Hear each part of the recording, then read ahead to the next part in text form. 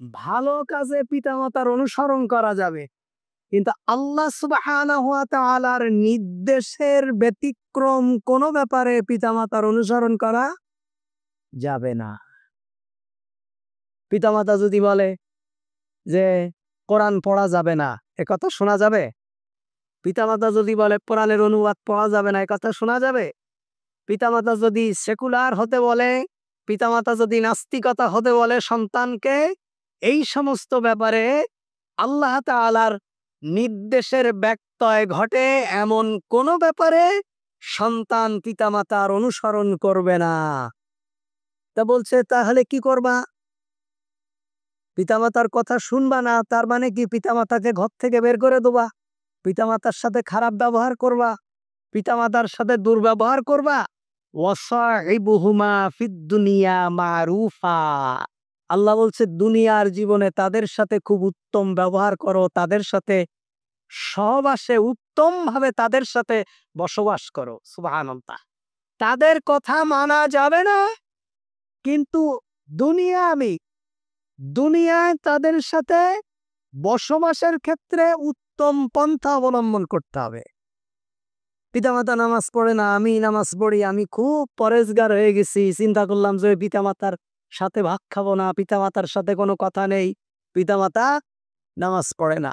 না, পিতামাতা যদি অমুসলিমও হয় তাহলে ওয়াসাহিবুহুমা ফিদ দুনিয়া মারুফা, দুনিয়ার জীবনে তাদের সাথে উত্তম ভাবে বসবাস করো।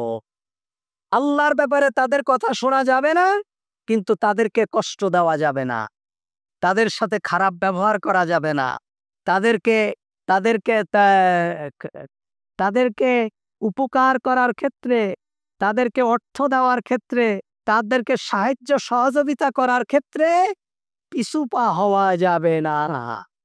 আমাদের অনেকেরই দেখা যায় যে আহ, আহ, আমাদের কাছে আসে, প্রশ্ন আসে যে আপা, মা নামাজ কালাম পড়ে না, আমি একটু তবলিক টবলিক করি, আর এগুলো আমার বাবা পছন্দ করে না, এই জন্য আমি আমার বাবার বাড়িতে যাই না, বাবার সাথে কোনো কথা নেই। না, হারাম।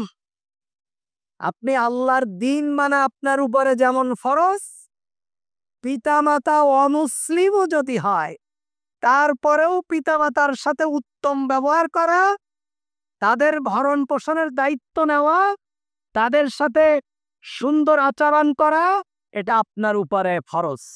আপনার উপরে কি ফরজ?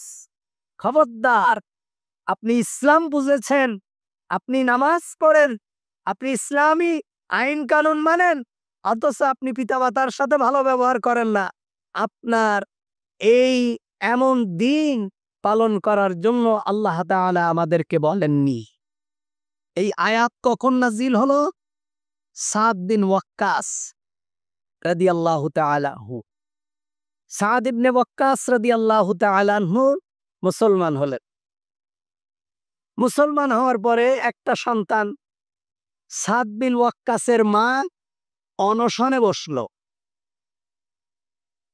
অনশন, ধর্মঘট, যে আমার সন্তান তুমি যতক্ষণ পর্যন্ত মুহাম্মদ সাল্লাল্লাহু আলাইহি ওয়াসাল্লামের দ্বীন পরিত্যাগ না করবে, যতদিন পর্যন্ত তুমি আমার দ্বীনে ফিরত না আসবে, ততক্ষণ পর্যন্ত এই উত্তপ্ত রৌদ্র থেকে আমি বাসায় ফিরে যাব না এবং আমি কোনো বিজু খাবো না। তার মায়ের ধারণা ছিল সন্তান নাস্তিক হয়ে যাবে, সন্তান আবার কুফুরিতে ফিরে আসবে। 3 দিন পর্যন্ত মা ওই ঘরের বাহিরে এবং অনাহারে। 3 দিন পর সাদ ইবনে আবি ওয়াক্কাস রাদিয়াল্লাহু তাআলা আনহু নবী করিম সাল্লাল্লাহু আলাইহি ওয়াসাল্লামের কাছে গেলেন, যে বললেন, ইয়া রাসূলুল্লাহ সাল্লাল্লাহু আলাইহি ওয়াসাল্লাম, আমি ইসলাম কবুল করেছি, আমার মা এতে খুব অসন্তুষ্ট, আমার মা 3 দিন পর্যন্ত ঘরের বাহিরে এবং সে প্রতিজ্ঞা করেছে যতক্ষণ পর্যন্ত আমি এই দিন থেকে ফিরে তার দিনে রুজু না হব, ফিরে না যাব, ততক্ষণ পর্যন্ত সে কোনো আহার নিদ্রা করবে না। আজ 3 দিন অতিবাহিত হয়ে গেছে, আমার মার এই করুণ অবস্থা, এখন আমি কি করব? আল্লাহ সুবহানাহু ওয়া তাআলা কোরআনের এই আয়াত নাজিল করে দিলেন, ওয়াইন জাহাদাকা আলা আন তুশরিকা বিমা লাইসা লাকা বিহি ইলম ফালা তুতি'হুমা ওয়া সাহিবুহুমা ফিদ দুনিয়া মা'রুফা। তোমার পিতামাতা যদি তোমাকে শিরিক করার জন্য বলে, খবরদার খবরদার তাদের অনুসরণ করবে না, এবং তবে দুনিয়ার ব্যাপারে তাদের সাথে উত্তমভাবে বসবাস করো। সুবহানাল্লাহ। তাহলে আপনার মা, দিন মানার কারণে আপনার মা বাবা যদি আপনাকে ঘর থেকে বের করে দেয়, আপনার মা বাবা যদি তার সম্পদ থেকে আপনাকে বঞ্চিত করে দেয়, আপনাকে যদি ত্যায্য পুত্র করে দেয়, তারপরেও আল্লাহর দ্বীনের খাতিরে কারো কথা মেনে নেওয়া জায়েজ হবে না যদি আল্লাহর নির্দেশের ব্যত্যয় ঘটে। আল্লাহর হুকুম আগে, আল্লাহর হুকুম আগে, সবার আগে আল্লাহর বিধান, এরপরে দুনিয়ার সবার সাথে আমার সখ্যতা। আল্লাহর আইনের বিপরীতে গিয়ে, আল্লাহর নির্দেশের বিপরীতে গিয়ে আমার পিতামাতা নেই, আল্লাহর নির্দেশের বিপরীতে গিয়ে আমার পীর সাহেব নেই, আল্লাহর নির্দেশের বিপরীতে গিয়ে আমার শিক্ষক নেই, আল্লাহর নির্দেশের বিপরীতে গিয়ে আমার কোনো রাজনীতি নেই, আল্লাহর নির্দেশের বিপরীতে গিয়ে আমার কোনো অর্থনীতি নেই, আল্লাহর নির্দেশের বিপরীতে গিয়ে আমার কোনো সমাজ নেই। যেই সমাজ আল্লাহর দ্বীন মানতে বাধা দেয়, সেই সমাজের সাথে আমার কোনো সম্পর্ক নেই। আর যেই সমাজ আল্লাহর দ্বীন মানতে আমাকে উদ্বুদ্ধ করে, সেই সমাজ হবে আমার সমাজ। সুবহানাল্লাহ। তাহলে আল্লাহ তাআলা বলছেন, ওয়াসাহিবুহুমা ফিদ দুনিয়া মা'রুফ, তাদের কথা শুনবে না, তবে তাদের সাথে উত্তমভাবে বসবাস করো। ওয়াত্তাবি' সাবিলা মান আনাবা ইলাইয়া, আল্লাহ তাআলা সূরা লুকমানের 15 নম্বর আয়াতে বলছেন, তোমরা তাদের পথ অনুসরণ করো। ওয়াত্তাবি', অনুসরণ করো, সাবিলা, তাদের পথ, মান আনাবা ইলাইয়া, যে ব্যক্তি আমার অভিমুখী হয়েছে, অর্থাৎ যে ব্যক্তি আমার নির্দেশ মোতাবেক চলে, যে আমার মাহবুব বান্দা, যে আমার পথের প্রতীক হয়েছে, ওয়াত্তাবি' সাবি ইলাইকা ইলাইয়া, তার রাস্তা অনুসরণ করো। তাহলে যারা আল্লাহর পথের প্রতীক, আমরা তাদের রাস্তা অনুসরণ করব। আমরা কাদের রাস্তা অনুসরণ করব? আল্লাহর পথের যারা পথিক, তাদের রাস্তা অনুসরণ করব। অনুসরণ করার ক্ষেত্রে খবরদার, সাবধান। যে কাউকে পাইলেই আপনি তাকে একেবারেই আপনার সবকিছু শুনে দেবেন না। একজনকে পাইলেই মনে করবেন ইনিই তো মনে হয় আমার দুনিয়া এবং আখিরাত। পথভ্রষ্ট হয়ে যাবে। আপনার পরকালীন এই দীর্ঘ জীবন আপনি অকল্যাণ থেকে বাঁচার জন্য যাকে আপনি আপনার নেতা মানবেন, যাকে আপনি চয়েস করবেন, যাকে অনুসরণ করা যায়, তাকে যাচাই করবেন সে 5 ওয়াক্ত সালাত জামাতের সাথে আদায় করে কিনা। যাকে আপনি অনুসরণ করবেন, যার কথা আপনি মানবেন, যার অনুসরণ করে আপনি পরকালীন জীবনে আল্লাহর জান্নাতে যেতে চান, আল্লাহর আযাব থেকে রেহাই পেতে চান, আপনি যাচাই করবেন কোন সুন্নাতে মুআক্কাদা তার থেকে ছুটে যায় কিনা। আপনি অনুসরণ করবেন সে মিথ্যা বলে কিনা। আপনি তাকে যাচাই করবেন সে কোনো প্রতারণা করে কিনা। আপনি যাচাই করবেন সে সুদ খায় কিনা। আপনি যাচাই করবেন সে পর্দা করে কিনা। আপনি যাচাই করবেন শরীয়তের হুকুম, অধিকাংশ হুকুম সে তার জীবনে মানে কিনা। এটা দেখার পরে আপনি তার অনুসরণ করবেন। আপনি একজনকে ধরেই অনুসরণ করবেন। আপনি একজন পাইলেই তাকে আপনার পীর সাহেব হিসাবে মেনে নেবেন। একজন লম্বা জামা আর টুপি দেখলেই আপনি তাকে মনে করবেন যে ইনি মনে হয় খাজা বাবা আসছে, ব্যাস আপনি তার অনুসরণ করবেন। আপনি ভুল করবেন। অত্তাবিউ সাবিলা মান আনাবা ইলাইয়া, তোমরা তার অনুসরণ করো যে ব্যক্তি আল্লাহর পথের পথিক, যে ব্যক্তি আল্লাহর দিকে রুজু হয়েছে, যার জীবনের অধিকাংশ কর্মকাণ্ড আল্লাহর নির্দেশ মতো হয়, তার অনুসরণ করো, তার অনুসরণ করো। আমার বলতে কোনো দ্বিধা নেই। কালকে এক পীর সাহেব হুজুরের সাথে আমার দেখা, গতকালকে। আস্তাগফিরুল্লাহিল আযীম। পীর সাহেব হুজুর কোরআনই পড়তে পারে না। কি পড়তে পারে না? কোরআন পড়তে পারে না। কোরআন পড়তে পারে না আমি বুঝলাম কিভাবে? কোরআনের একটা আয়াত, রব্বির হামহুমা কামা রব্বায়ানি সগীরা, এই আয়াতটা মুনাজাতের ভিতরে বলতে পারেনি, ভুল বলেছে। আমার সাথে আরো আলেম ছিলেন, আমার মসজিদের ইমাম ছিলেন, আমার হাফেজ সাহেব যিনি মুয়াজ্জিন উনিও আলেম, উনিও দাওরা পাস, উনিও আলেম, উনি ছিলেন। আমার ইমাম সাহেব তো আলহামদুলিল্লাহ আলেম, উনি ছিলেন। এই মাদ্রাসার হাফেজ সাহেব ছিলেন। একটা দোয়া উনি বলতে পারেনি, রব্বির হামহুমা কামা রব্বায়ানি সগীরা। আমাদের দেশে যে পীর হয় তার ছেলেও কি হয়? পীর হয়। অথচ আল্লাহ তাআলা আসমান থেকে যে নবী নির্বাচন করেছেন, যেই নবীদের সম্পূর্ণ গাইড করেছেন রব, যেই নবীদের চরিত্র দুনিয়ার সব থেকে উত্তম, সেই নবীদের সন্তানেরা নবী হয়নি, নবীদের সন্তানীরা জাহান্নামী হয়েছে, হয়নি? মুসা আলাইহিস সালাতু ওয়াস সালামের সন্তানেরা জান্নাতি না জাহান্নামী? আরে ইব্রাহিম আলাইহিস সালাতু ওয়াস সালামের পিতা জান্নাতি না জাহান্নামী? তা নবীদের সন্তানেরা নবী হয় না, পীরের সন্তানেরা পীর হয়ে যায়। নামাজ নাই, রোজা নাই, টুপি নাই, মেসওয়াক নাই, আল্লাহু আকবার, অনেকের দাড়িও নাই, কিচ্ছু নেই, কোরআন পড়তে পারে না। আপনারা তার অনুসরণ করেন, তার কাছে মুরিদ হন, কেন? আপনি বেহেশত যাবেন। আপনার বিবেক কোথায় গেছে? আল্লাহ তাআলা তো আমাদেরকে বিবেক এবং বোধ সম্পন্ন করে পাঠিয়েছেন মানুষদেরকে। এজন্য আমরা যাদের অনুসরণ করব, তারা কি হতে হবে? তাদেরকে যাচাই করবেন যে ওনার কথা অনুসরণ করা যায় কিনা।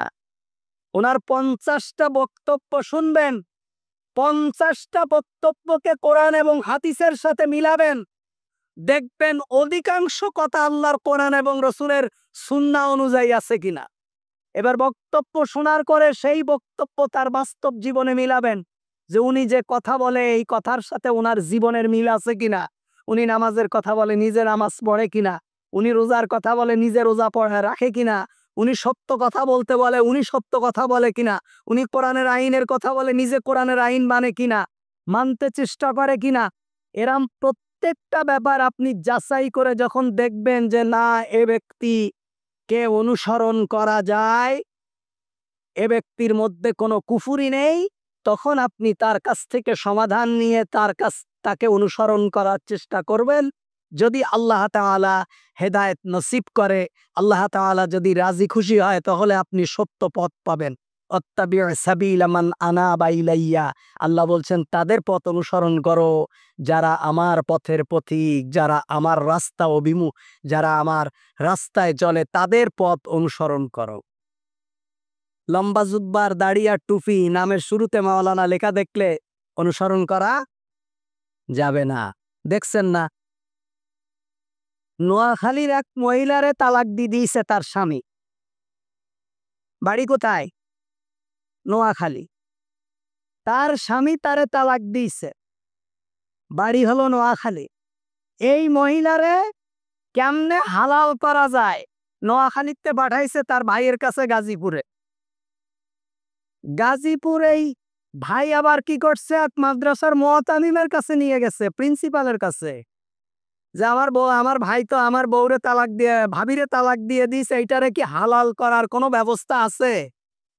আউযুবিল্লাহি মিনাশ শাইতানির। নোয়াখালীর হুজুররা সারা দুনিয়ায় যে ইসলাম প্রচার করেছে, মানুষ কথায় বলে চাঁদের দেশে গেলে নোয়াখালীতে মানুষ খুঁজে পাওয়া যায়। সেই নোয়াখালীর হুজুর মহিলারে পাঠাই দিয়েছে গাজীপুরে হালাল করার জন্য। মানুষ কত বড় জাহেল আর জাহেলিয়াত! নোয়াখালী কি আলেমের অভাব? এখনো বাংলাদেশের টপ ইসলামিক চিন্তাবিদ যারা, অধিকাংশের বাড়ি কোথায়? নোয়াখালী। শায়েখ আহমদুল্লাহর বাড়ি কোথায়? নোয়াখালী। লুৎফুর রহমান সাহেব যিনি ইন্তেকাল করেছেন, বাড়ি কোথায়? নোয়াখালী। বড় বড় আলেম, মুস্তাকুন নবী সাহেবের বাড়ি নোয়াখালী। বড় বড় আলেম এখনো বাংলাদেশে অধিকাংশের বাড়ি হলো নোয়াখালী। এখন হুজুরের কাছে নিয়ে আসছে, হুজুর বলছে হ্যাঁ হালাল করার মেশিন তো আমার কাছে আছেই। হুজুর 2 ঘন্টার জন্য বিবাহ করে বাস তালাক দিয়ে মহিলারে হালাল করে দিয়েছে। আউযু বিল্লাহি মিনাশ শাইতানির। কোথায় পাইলেন এটা? আল্লাহ রসুল বলছেন যে হেলা দেয়, যে হেল্লা দেয় এবং যে হিল্লা নেয় উভয় উপরে আল্লাহ লানত। কয় এটা হিল্লা বিয়া কি? আপনি আপনার বউরে 3 তালাক দিয়েছেন, আরেকজনের সাথে বিয়ে দিয়ে দেন, সে ছেড়ে দেবে, বাস হিল্লা বিয়ে হয়ে গেছে। আস্তাগফিরুল্লাহ। এই পদ্ধতি সম্পূর্ণ হারাম। ব্যভিচারের গুনাহ হবে, সারা জীবন জিনার গুনাহ। প্রথম জীবনে তো এগুলোর তো কোনো ইতিহাসই সাহাবীদের জীবনে ছিল না। আস্তাগফিরুল্লাহিল আযীম। বলে হিল্লা বিবাহ এবং কত নিকৃষ্ট কাজ। একজন মসজিদের, আপনারা অনলাইনে দেখেননি এটা? কেউ দেখেননি? এত নিকৃষ্ট কাজ যে মাদ্রাসার মুহতামিম এই নিকৃষ্ট কাজ করে সেই এলাকার ইমামের সাথে কন্টাক্ট করে মসজিদের 2 তলায় সিঁড়ি ঘরের মধ্যে বাসর রাত করছে। বাসর দিন, রাত তো না, দিন করে 2 ঘন্টার মধ্যে তালাক দিয়ে দিয়েছে। কারে অনুসরণ করবে? সেটা এক মাদ্রাসার প্রিন্সিপাল। এজন্য খবরদার, অনুসরণের ক্ষেত্রে এমন ব্যক্তিকে অনুসরণ করতে হবে যে ব্যক্তি একেবারে কোরআন এবং সুন্নাহর সঠিক নিয়ম এবং পদ্ধতির উপর চলবে। আপনাকে মনে রাখতে হবে এই যাচাই বাছাইয়ের ক্ষেত্রে যদি আপনাকে তার পিছে পিছে বহুদিন হাঁটতে হয়, যদি তাকে পরীক্ষা করতে হয়, যদি তার কথাবার্তা কোরআন এবং সুন্নাহর সাথে মিলাতে হয়, তাহলেও আপনাকে মিলাতে হবে। যে কাউকে অনুসরণ করা যাবে না। যদি কাউকে এরকম যা ইচ্ছা তাই অনুসরণ করেন তাহলে আপনি গুমরাহির মধ্যে পড়ে যাবে, আপনি ফাসাদের মধ্যে জড়ায় যাবেন, আপনার জীবনের আমলটা বিনষ্ট হয়ে যাবে, আপনার চরিত্র বিনষ্ট হয়ে যাবে, আপনার আমলের মধ্যে শিরক ঢুকে যাবে, আপনার আমলের মধ্যে কুফরি ঢুকে যাবে। খবরদার, এমন মানুষকে অনুসরণ করতে হবে, এমন ব্যক্তিকে অনুসরণ করতে হবে যারা কোরআন এবং সুন্নাহর অনুসরণ করে। আল্লাহ তাআলা বলছেন যে পিতামাতা যদি তোমাকে শিরিক করার কথা বলে তাহলে শিরিক করবে না, তবে তাদের সাথে কি করো? ওয়াসাহিবুহুমা ফিদ দুনিয়া মারুফা। মনে রাখতে হবে নামাজ যেমন ইবাদত, রোজা রাখা যেমন ইবাদত, হজ করা যেমন ইবাদত, যাকাত দেওয়া যেমন ইবাদত, তদ্রূপ পিতামাতার খেদমত করাটাও কি ইবাদত। আপনি মনে করছেন আমি নামাজ পড়লে সওয়াব হবে, আমি তাবলীগ করলে সওয়াব হবে? আমাদের দেশে অনেকে আছে মা বাবা বুড়া, মা বাবার খাওয়া দাওয়ার ব্যবস্থা নেই, ছেলে তবলিগে চলে গেছে, 3 চিল্লা 4 চিল্লা 5 চিল্লা, বছর চিল্লা সাল চিল্লা। হারাম। এই ধরনের তবলিগ করা হারাম। যদি বলেন কেন হারাম? এখনকার জমানায় তো জিহাদ ফরজ নেই আমাদের দেশে। নবী করিম সাল্লাল্লাহু আলাইহি ওয়াসাল্লামের সময় জিহাদ কি ছিল? ফরজ ছিল। একজন এসে বললেন ইয়া রাসূলুল্লাহ সাল্লাল্লাহু আলাইহি ওয়াসাল্লাম আমি জিহাদে যাব। নিজেকে আল্লাহর নবীর সামনে সঁপে দিলেন, ইয়া রাসূলুল্লাহ আমি জিহাদে যাব। আল্লাহর নবী বললেন তোমার বাড়িতে কে আছে? বললেন ইয়া রাসূলুল্লাহ আমার বাড়িতে আমার মা বাবা আছে। আল্লাহ রসুল বললেন মা বাবার খেদমত করো, বাড়িতে যাও। সুবহানাল্লাহ। ফরজের উপরে ফরজ হলো তোমার বাড়ি। আল্লাহর রাস্তায় জিহাদ করা থেকে নবী করিম সাল্লাল্লাহু আলাইহি ওয়াসাল্লাম সাহাবীকে ফিরাই দিলেন বাড়িতে যাও, পিতামাতাকে খেদমত করো।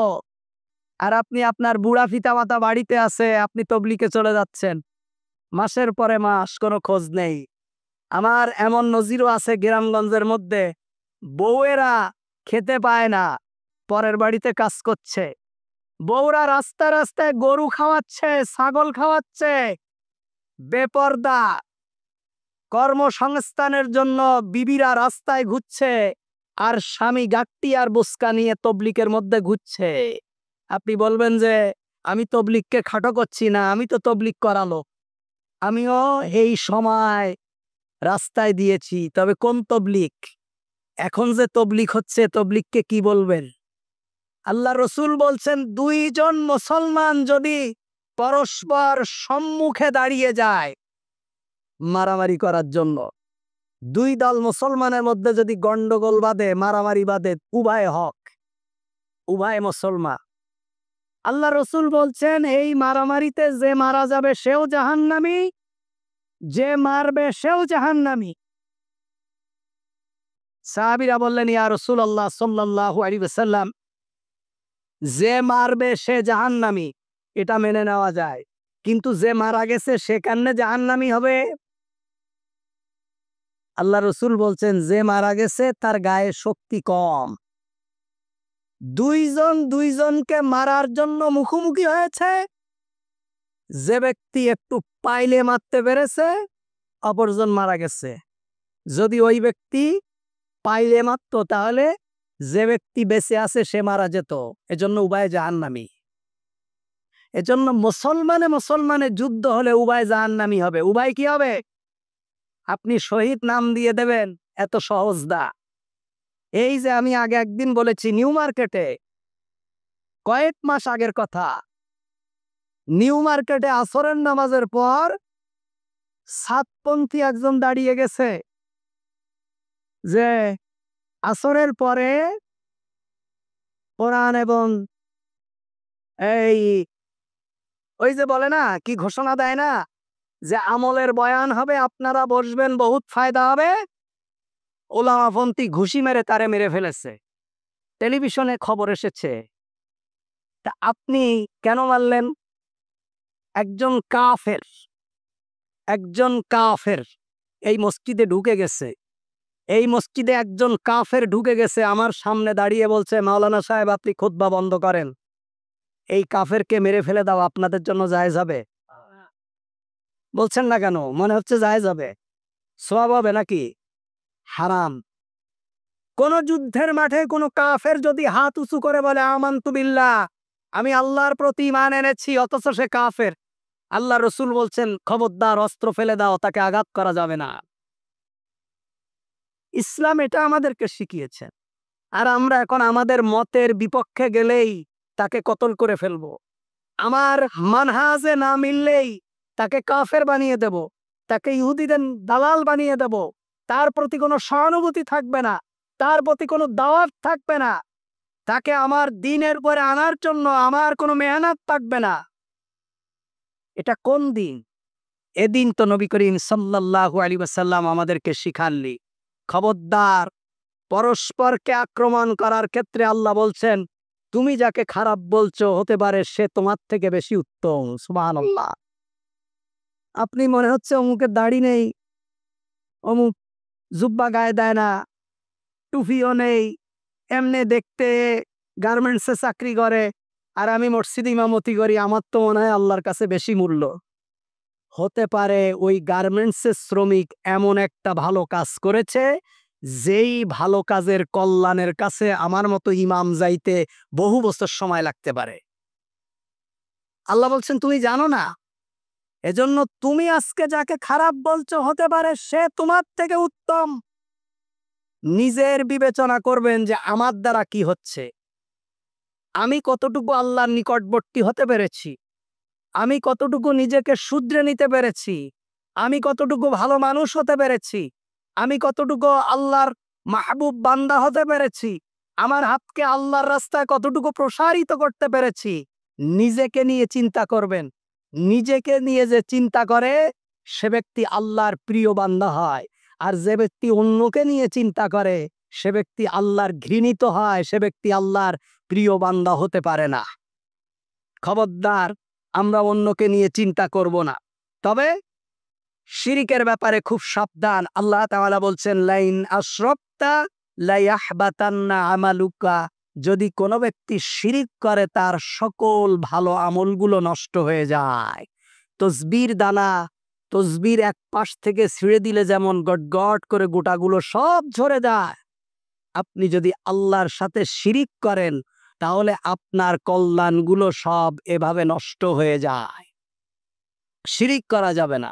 আল্লাহ রসুল বলছেন, ক্বালা নবী সাল্লাল্লাহু আলাইহি ওয়াসাল্লাম, মান মাতা ইউশরিক বিল্লাহ দাখালান নার। যে ব্যক্তি মারা গেছে আল্লাহর সাথে শিরিক করে সে ব্যক্তি জাহান্নামী। আমান মাতা লা ইউশরিক বিল্লাহ দাখালাল জান্নাহ। আর যে ব্যক্তি মারা গেছে আল্লাহর সাথে শিরিক করেনি সে ব্যক্তি জান্নাতে। সুতরাং আপনার আমল, ঈমান যদি খালেস হয়, ঈমান যদি সঠিক হয়, ঈমান যদি মজবুত হয়, ঈমান যদি একেবারে শিরিক মুক্ত হয়, তাহলে আপনার আমল যদি কমও থাকে আল্লাহ তাআলা আপনাকে নাজাত দেবে, আপনাকে জান্নাত দেবে। সুবহানাল্লাহ। আমলকে শিরিক মুক্ত করতে হবে। আমাদের সমাজে কিছু প্রচলিত শিরিক আছে যেগুলোকে আমরা শিরিক মনে করি না, যেগুলো আমাদের কাছে শিরিক মনে হয় না। এজন্য বিসিএস এর প্রশ্ন দেখবেন, বিসিএস এ প্রশ্ন হয় কিন্তু যে প্রশ্নগুলো মনে হয় যেন এ তো ওয়ানের ছেলেপেলেও জানার কথা, কিন্তু বড় বড় শিক্ষিত মানুষগুলো সে প্রশ্নগুলো বলতে পারে না। এজন্য ছোট ছোট জিনিসগুলোকে আমরা গুরুত্ব দেই না, ছোট ছোট জিনিসগুলোকে আমরা জানতে চেষ্টা করি না, ছোট ছোট জিনিসগুলোর ব্যাপারে আমাদের কোনো ভ্রুক্ষেপ নেই। এমন ছোট ছোট কিছু জিনিস আছে যেগুলো শিরিক, যেগুলো আমাদের আমলকে নষ্ট করে দেয়, যেগুলো আমাদের ঈমানকে নষ্ট করে দেয়। ১ নম্বর, রাসূল সাল্লাল্লাহু আলাইহি ওয়াসাল্লাম গায়েবের খবর জানেন এ কথা বিশ্বাস করা শিরক। বলেন, এগুলো আমার মুখে মুখে বলতে হবে। রাসূল সাল্লাল্লাহু আলাইহি ওয়াসাল্লাম গায়েব জানেন এ কথা বলা কি শিরক। আল্লাহর নবী গায়েবের খবর রাখেন না। আল্লাহর নবী গায়েবের খবর রাখেন না। গায়েবের মালিক কে? কিয়ামত কবে হবে কে জানে? আল্লাহ জানে। রাসূল সাল্লাল্লাহু আলাইহি ওয়াসাল্লাম গায়েবের খবর জানেন না। যদি কেউ একথা বিশ্বাস করে রাসূল গায়েব জানে, তাহলে সে ব্যক্তি মুশরিক। সে আল্লাহর উলুহিয়াতের সাথে নবী করিম সাল্লাল্লাহু আলাইহি ওয়াসাল্লামকে শরীক করেছে। আরেকটি মাসালা আপনাদেরকে আমি বলি, সেটা হলো এখন তো মসজিদের অভাব নেই, ঘাটে ঘাটে মসজিদ। নামাজ কোনো ফাসেক যদি ইমাম যদি ফাসেক হয়, ইমামের দাড়ি নেই, ইমাম মিথ্যা কথা বলে, অথবা ইমাম কবিরা গুনাহের সাথে জড়িত, এমন ফাসেক ইমাম যদি হয় তাহলে ইমামের পিছনে নামাজ পড়া যাবে, কিন্তু জামাত তরক করা যাবে না। নামাজ পড়া যাবে, জামাত তরক করা যাবে না। কিন্তু ইমাম যদি মুশরিক হয় তাহলে তার পিছনে নামাজ পড়া সর্বসম্মতিক্রমে হারাম। বলেন, ইমাম যদি মুশরিক হয়, ইমাম যদি শিরিক করে, এই ইমামের পিছনে নামাজ পড়া সর্বসম্মতিক্রমে হারাম। ইমাম শিরিক করে কিভাবে? যেই ইমাম বিশ্বাস করে নবী হাজির নাজির, নবী এখানে উপস্থিত হয়, নবী কবর থেকে তার উম্মতের সুবিধা অসুবিধা দেখতে পারে, নবী গায়েব জানেন, নবী গায়েবের খবর রাখেন, কিয়ামত দুনিয়ার শুরু থেকে শেষ পর্যন্ত সমস্ত ইলম নবীর কাছে আছে, এই কথা যে বিশ্বাস করে সেই ইমাম মুশরিক, আল্লাহর সাথে শিরিক করে, তার পিছনে নামাজ পড়া যাবে না। বুঝতে পেরেছেন? কিন্তু ইমাম যদি ফাসেক হয় কোনো কারণে, তাহলে তার পিছনে নামাজ পড়া যাবে। আমাদের দেশের কিছু কিছু উলামায়ে কেরাম বলেছেন ইমাম যদি দাড়ি না রাখে, ফাসেক হয়, তাহলে তাদের পিছনে নামাজ পড়া যাবে না। কিন্তু দাড়ি না রাখলেও তার পিছনে নামাজ পড়া যাবে, এর মানে কি? আপনারা ইমামকে আমি দাড়ি না রাখার জন্য উৎসাহ দিচ্ছি, হারাম। ইমাম কেন, সাধারণ কোনো মানুষও দাড়ি কাটতে পারবে না। দাড়ি কাটা হারাম, সর্বসম্মতি করে হারাম, এটা ওয়াজিব। রাসূলুল্লাহ রেখেছেন এবং রাসূলুল্লাহ নির্দেশ দিয়েছেন। কিন্তু এমন ফাসেকি কাজও যদি কেউ করে, তার ইক্তেদায় তার পিছনে সালাত আদায় করা যাবে, জামাতের মতো গুরুত্বপূর্ণ জিনিস ছেড়ে দেওয়া যাবে না। তাহলে ইমাম নির্বাচন করার ক্ষেত্রে দেখতে হবে তার শিরিক আছে কিনা। 2 নম্বর হলো গণকের নিকট ভাগ্য গণনা করা। খবরদার, রাস্তার পাশে বাদন নিয়ে বসে আছে, টিয়া পাখি নিয়ে বসে আছে, এদের কাছে ভাগ্য গণনা করে। এদের কাছে কি করে? বিভিন্ন জ্যোতিষীর কাছে যায়, গিয়ে বলে আমার হাতে কি আছে, আপনি হাতটা বাড়িয়ে দেবেন, আপনি মুশরিক হয়ে গেছেন। হাত বাড়িয়ে দেওয়া মানে কি? কারণ গায়েবের খবর একমাত্র কে জানে? আল্লাহ জানে। আপনার ভাগ্যে কি আছে কে জানে? এজন্য পৃথিবীর কোনো জীব জন্তু ভাগ্যের খবর জানে? আরে মানুষ কত নির্বোধ! আমাদেরকে আল্লাহ তাআলা বানিয়েছেন আশরাফুল মাখলুকাত হিসাবে, আর রাস্তার পাশে এক বেটা বাদন নিয়ে বসে আছে, আমি তার কাছে যেয়ে বলছি যে আমার ভাগ্যে কি আছে একটু বলে দেন। আরে ভাগ্য যদি বাদরওয়ালা বলতে পারতো তাহলে ও কি বাদন নিয়ে বসে থাকতো? ওর ভাগ্য আগে কি করতো? পরিবর্তন করতো। আমার কাছে একজন আসছে যে হুজুর, যে আমি একটা মেয়েকে খুব ভালোবাসি, আমারে যদি একটা তাবিজ দিতেন, আমি ওরে একটু পাইতে চাই। আমি বললাম, ভাই, তাবিজে যদি তোমার মেয়ে তোমার কাছে আসতো, তা আমার কি ঠেকায় পড়েছে ওই মেয়ে তোমারে দিতে? তাবিজ করে তো আমিও নিয়ে আসতাম। হুজুরদের কাছে মানুষ তাবিজ নেয় সুন্দরী মহিলা পাওয়ার জন্যে। এ যে কত বড় বেকুব! যেই হুজুর না 2 ঘন্টায় আরেকজনের বউ হালাল করে দিচ্ছে, সেই হুজুর তাবিজ দিয়ে ওই সুন্দরী মহিলা তোমারে দেয়। ও তো তাবিজ করে সেই মহিলা তার বউ করে নিত। আস্তাগফিরুল্লাহিল আযীম। নির্বোধ মানুষ, নির্বোধ। আল্লাহ মানুষদেরকে বোকা বলেছেন। হুজুরদের কাছে এসব নিতে যাবেন না, সব ধোঁকাবাজি। শুধু ফাও পড়ে আর ফু দেয় আর আপনার কাছ থেকে টাকা নেয়। আমি তো গোমর ফাঁক করে দিচ্ছি, এজন্য আমার ইনকামের রাস্তাও বন্ধ। আমার কোনো ইনকাম আছে?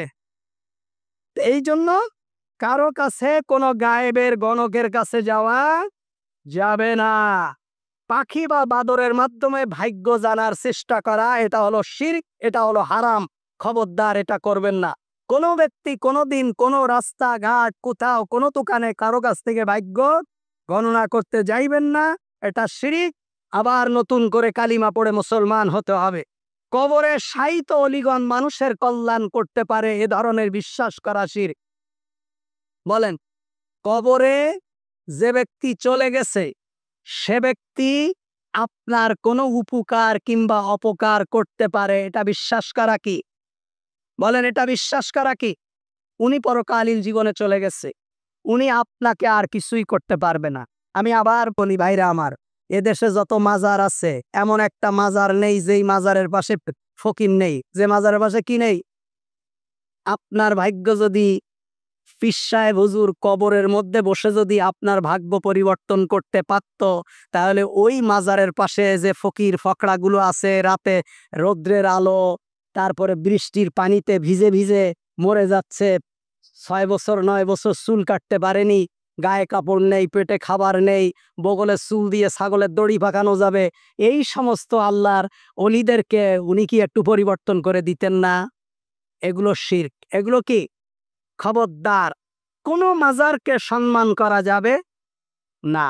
যে ব্যক্তি মাজারে শুয়ে আছে ওর জন্য দোয়া করবেন। হযরত শাহজালাল ইয়ামানী রাহিমাহুল্লাহ, আল্লাহ তার উপর রহম করুক, এভাবে দোয়া করবে। কিন্তু কোনো মাজারওয়ালা আপনাকে কোনো কল্যাণ দিতে পারে, আপনার কোনো উপকারে আসে, একথা বিশ্বাস করা কি? শিরক। খবরদার, এই শিরক থেকে বেঁচে থাকতে হবে। আরেকটা হলো, ভক্তগণের কবরে মৃত্যু অলিগণ এসে সাহায্য করতে পারে। ভক্তগণের কবরে অলিগণ এসে সাহায্য করতে পারে, এ কথা বিশ্বাস করা কি? শিরক। দেখেন, আমি আগে একদিন বলেছি মনে হয়, আব্দুল কাদের জিলানী রাহিমাহুল্লাহর একজন খাদেম ছিলেন, হিন্দু। কি ছিলেন? হিন্দু। এই হিন্দু যখন মারা গেছে, তখন কবরের মধ্যে কেরামান কাতিবিন আসছে, ফেরেশতা আসছে, এসে বলতেছে, মান রব্বুকা? কয় আব্দুল কাদের জিলানী। অমান দিনুকা? আব্দুল কাদের জিলানী। অমান নাবিউকা? আব্দুল কাদের জিলানী। ফেরেশতারা আল্লাহর কাছে যেয়ে বলছে, আল্লাহ, তুমি কোন নমশুদ্ধর কবরে পাঠাইলা? এর কাছে যা জিজ্ঞেস করি এ কয় আব্দুল কাদের জিলানী। বলে, ও অমুসলিম, কিন্তু আমার বন্ধুর কি ছিল? খাদেম ছিল। এই কথা কোন মুসলমান বিশ্বাস করে? কিন্তু মাওলানারা বলে এই ওয়াজ মাওলানারা করে, এগুলো হারাম। যার ঈমান নেই সে ব্যক্তি কোনো কিছুই করতে পারে না। আর কোনো আল্লাহর ওলি কারো কবরে এসে কিছু করতে পারবে এটা সম্ভব না। কয় আপনি যখন কবরে যাবেন, মুনকার নেকির এসে আপনাকে কবরে সওয়াল জবাব করার আগেই আব্দুল কাদের জিলানী আপনার কবরে দিয়ে উপস্থিত হবে। সুবহানাল্লাহ কও। আউযু বিল্লাহি মিনাশ। এই কথা বিশ্বাস করা কুফরি। এই কথা বিশ্বাস করা কি কুফরি, হারাম। এই শিরিক থেকে আমাদেরকে বেঁচে থাকতে হবে। খবরদার কোন ধরনের শিরিকের সাথে জড়ায় যাওয়া যাবে না। রাসূলুল্লাহ সাল্লাল্লাহু আলাইহি ওয়াসাল্লামের প্রশংসায় খালেক এবং মাখলুককে এক করে ফেলা যাবে না। বলছেন যিনি আল্লাহ তিনি রসুল, তারপরে ওলিও তিনি। হ্যাঁ, নাই কোনো ভেদ। এইসব গান টান অনেক কিছু বলে। হায় হায়, আস্তাগফিরুল্লাহিল আযীম। বলে আহাদ ও আহমদ মে সিরফ মিম কা ফরক है, दरमिया से मीम को उठा दो तो और नहीं। আউযু বিল্লাহ। বলছে কি যে আল্লাহ আহাদ লিখতে এবং আহমদ লিখতে ভিতরে শুধু একটা মিম আছে, এই মিমটারে উঠায় দিলে যিনি আহাদ তিনি আহমদ, অর্থাৎ যিনি আল্লাহ তিনি রাসূল। নাউজুবিল্লাহ। বলছে আল্লাহ আরশে আজিমে আল্লাহ হিসাবে আর জমিনে এসেছে মুহাম্মদ হিসাবে। এগুলো সব মুশরিক। এরা কি মুশরিক? নিঃসন্দেহে মুশরিক। আল্লাহ তাআলা আমাদেরকে হেফাজত করুক। খবরদার, নবী করিম সাল্লাল্লাহু আলাইহি ওয়াসাল্লামের যতটুকু সম্মান প্রাপ্য, আল্লাহ তাআলা যতটুকু সম্মান ওনাকে দিতে বলেছেন, সাহাবীরা যেভাবে করেছেন, নবী করিম সাল্লাল্লাহু আলাইহি ওয়াসাল্লামের যে নির্দেশ আছে এর বাইরে নবীকে অতিরিক্ত সম্মান দেখানো, অতিরিক্ত নবীকে ভক্তি শ্রদ্ধার নামে নবীকে আল্লাহর সমকক্ষ বানিয়ে দেওয়া, মনে রাখতে হবে আল্লাহ হলেন খালেক।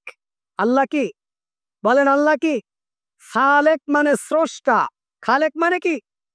আর মাখলুক মানে যাকে সৃষ্টি করা হয়েছে, যিনি সৃষ্টি। তাহলে নবী কি? মাখলুক। নবী কি? মাখলুক। আর আল্লাহ খালেক। আল্লাহ হলেন রব আর নবী হলেন আব্দ, বান্দা। এজন্য আল্লাহ এবং তার রাসূলের সাথে মিলানো যাবে না। তারপরে গাউস কুতুব আউলিয়াগণ পৃথিবী পরিচালনা করেন, পৃথিবী 4 জন ওলির ওই পৃথিবী পরিচালনা করেন। এই সমস্ত কথা বিশ্বাস করা কি শিরক। খবরদার। তারপরে জিন এবং জিন সাধকেরা গায়েব সম্পর্কে জানেন, গায়েবের খবর সম্পর্কে জিন এবং জিন সাধকরা বলতে পারেন। এগুলো বিশ্বাস করা হারাম, এগুলো বিশ্বাস করা শিরক, এগুলো বিশ্বাস করা কুফরি। অলিদের কবর ও কবরের মাটি, নিকটস্থ পুকুরের পানি, গাছ জীব জন্তুর দ্বারা বিশেষ উপকার হয় বলে বিশ্বাস করা। আল্লাহর অলিদের কবরের মাটি, একজন বুজুর্গর কবরের মাটি, তার খানকার সামনে যে পুকুর, সেই পুকুরের পানি, তার গাছের বাকল, তারপরে তার মাজারের কিছু মাটি, তার পুকুরের তার বাড়ির আশেপাশের পশু পাখি, এগুলোকে স্পেশাল কোনো শ্রদ্ধা কিংবা ভক্তি করা, এটা হলো শিরক। এটা কি শিরক। আমি একদিন বাইজিদ বোস্তামির কবরের ওখানে গেছিলাম। বাইজিদ বোস্তামির কবর তো বাংলাদেশে নেই, এখন ভন্ডরা বানাইছে। বাইজিদ বোস্তামি এখানে একবার আসছিল নাকি বাংলাদেশে, চিটাগাঙে। আপনারা কেউ গেছেন নাকি? এক একটা কবর আছে, এক একটা কচ্ছপ আছে 3-4 মণ ওজন। আমি ছাত্র জীবনে গেছি, 3-4 মণ ওজনের এক একটা কচ্ছপ। এই কচ্ছপরে মানুষ রুটি খাওয়ায়, বিস্কুট খাওয়ায়, কেক খাওয়ায়, মাংস খাওয়ায়। আর আশেপাশে যে মানুষগুলো গরিব আছে, আমার মনে হয় তারা শুধু তাকায় তাকায় বলে, আল্লাহ আমাদের আশরাফুল মাকলুকাত না বানায় যদি কচ্ছপও বানাইতা, তাও মানে একটু ভালো মন্দ খাইতে পারতাম।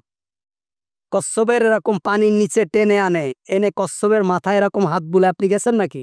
হাত বুলায় চুমা খায়। আউযু বিল্লাহি মিনাশ শাইতানির। কচ্ছপের গায়ে হাত বুলায় কি খায়? চুমা খায়, কপালে লাগায়, মাথায় লাগায়, পা ধরে সালাম করে। কার? কচ্ছপের। আমি কি শুনে বলছি না দেখে বলছি? এই আমাদের সেলিম ভাই গেছে, একটু জিজ্ঞেস করে।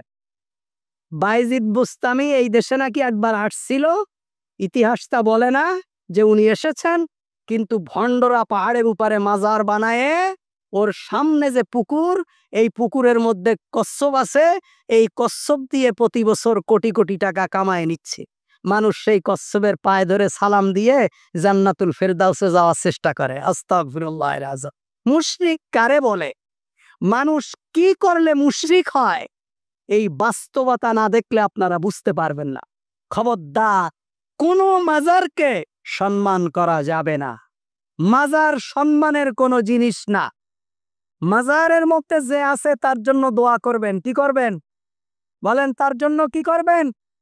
মাজারওয়ালা যদি আপনার জন্য কিছু করতে পারত, তাহলে মাজারওয়ালা আপনার আপন, আপনার পিতামাতা আপনার আপন। কে আপন? আপনারা বোঝেননি মনে হয়। মাজারওয়ালা আপনার আপন, আপনার পিতামাতা আপনার আপন।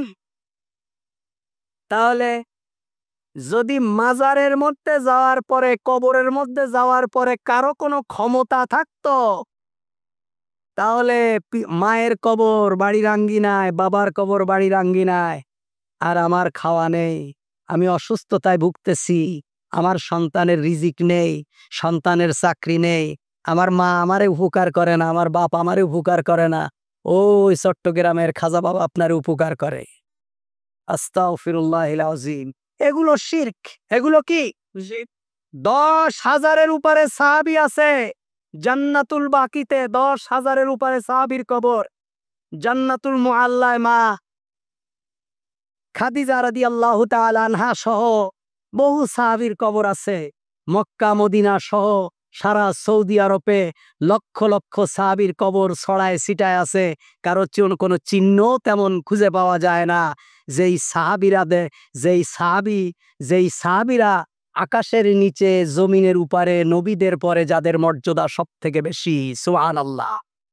আর আপনারা আমাদের দেশের হুজুরদের, এই বিড়ি খাওয়া হুজুরদের, আরেকজনের বউ জায়েজ করে দেওয়া হুজুর, তারপরে হলো তাবিজ বেচা হুজুর, এদেরকে কাছে যাচ্ছেন আপনি কেন?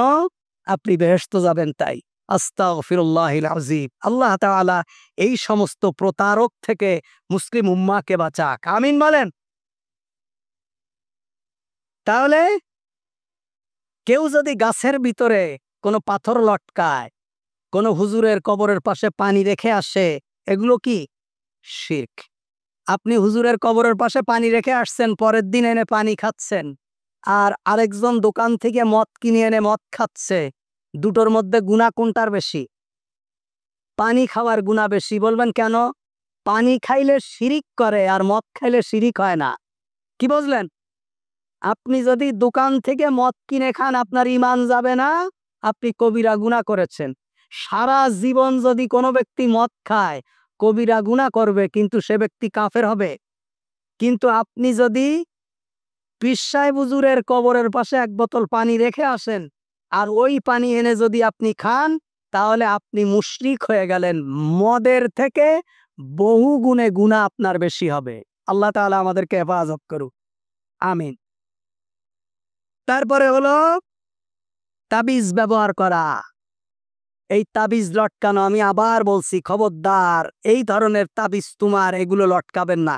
এগুলো মানুষদেরকে কোনো কল্যাণ এবং অকল্যাণ দিতে পারে না। এগুলো সম্পূর্ণ হারাম। যদিও কেউ কেউ বলেছেন যে কোরআনের আয়াত দিয়ে যদি তাবিজ লেখা হয় তাহলে জায়েজ, কিন্তু কোরআনের আয়াত দিয়ে নবী করিম সাল্লাল্লাহু আলাইহি ওয়াসাল্লাম তাবিজ লিখেছেন, দিয়েছেন, এটা প্রমাণিত না। তবে ঝাড়ফুঁক এটা কি? প্রমাণিত। ঝাড়ফুঁক দেওয়া, যে ঝাড়ফুঁক দেয় তাকে বকশিশ দেওয়া, তাকে হাদিয়া দেওয়া, এটা হলো নবী করিম সাল্লাল্লাহু আলাইহি ওয়াসাল্লামের সুন্নাহ। কি? আবু সাঈদ খুদরি রাদিয়াল্লাহু তাআলা আনহু এক সাপে কাটা রোগীকে ফু দিয়ে 12টা ছাগল উপহার পেয়েছিলেন। কয়টা ছাগল? ১,৫০০ বছর আগের 12টা ছাগল। তাহলে আমার এক ফুতে তো এখন কমপক্ষে 12 কোটি টাকা পাওয়ার কথা। কয় কোটি? এজন্য ঝাড়ফুঁক দেওয়া যাবে। ঝাড়ফুঁক দিয়ে কিছু দিলে দেওয়া এবং নেওয়া উভয়টা জায়েজ, কিন্তু তাবিজ বেচা, তাবিজ দেওয়া, এগুলোর মূল্য গ্রহণ করা সম্পূর্ণ হারাম। বুজুর্গদের কবরের পাশে দাঁড়িয়ে বিনয় প্রকাশ করা, কবরের পাশে দাঁড়িয়ে এভাবে খুব এইভাবে থাকা, তার কাছে দোয়া করা, এটা হলো সম্পূর্ণ কি হারাম। কবর কোনো তাজিমের জায়গা না। কবর কি না?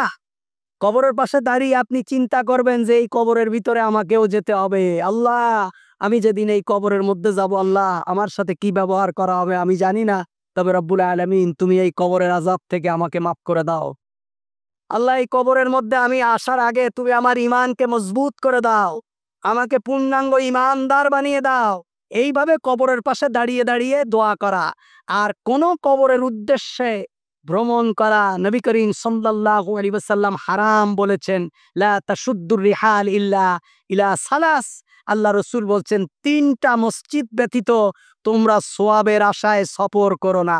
একটা হলো মসজিদে আকসা, আরেকটা হলো মসজিদে নববী, আরেকটা হলো বাইতুল্লাহ। আপনি কোন মাজারকে শ্রদ্ধা করার জন্য সেখানে যাবেন, সেখানে ফয়েজ বরকত পাবেন, এই আশা করে যাওয়া কবিরা গুনাহ এবং শিরিকের অন্তর্ভুক্ত হয়ে যাবেন।